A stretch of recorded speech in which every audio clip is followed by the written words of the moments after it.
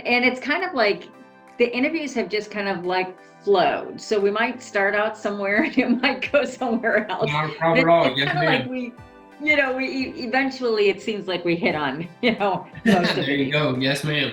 So the first one I do have for you is not even on here, but it's kind of like if you can give us a sense of, who you are, what you do, and like what is the impact that you currently make in the world. Of course, yes, ma'am. Well, my name is James Durham, and I was involved in a very bad car versus motorcycle accident in 2011. Obviously, I was on the motorcycle, but before I explain more, I wasn't your average motorcycle rider, meaning I didn't act like I was the only one on the road. The road was mine, and most importantly, I always wore a helmet. But to simplify this, I was on the way home from work at 9:30 at night, and I got a head-on collision with an oncoming traffic car not reading their light correctly and went on a red light.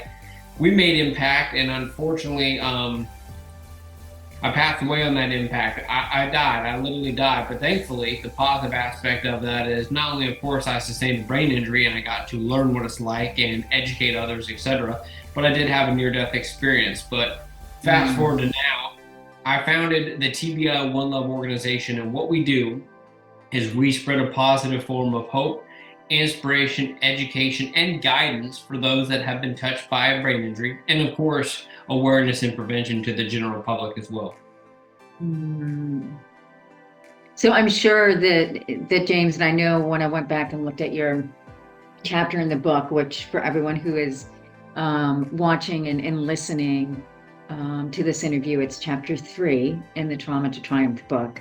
I know that you talk a lot about hope, faith, spirituality, and so I'm just curious if that has also become part of what you focus on at the organization.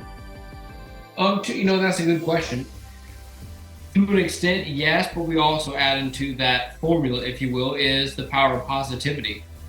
Trying to focus not only every day to the fullest, but re-angling your mindset to focus on the good and staying positive. And that doesn't mean like, oh, hey, everything's fine, there's no problems at all. Of course, those are still going to be part of the everyday process, especially when you're living with a brain injury.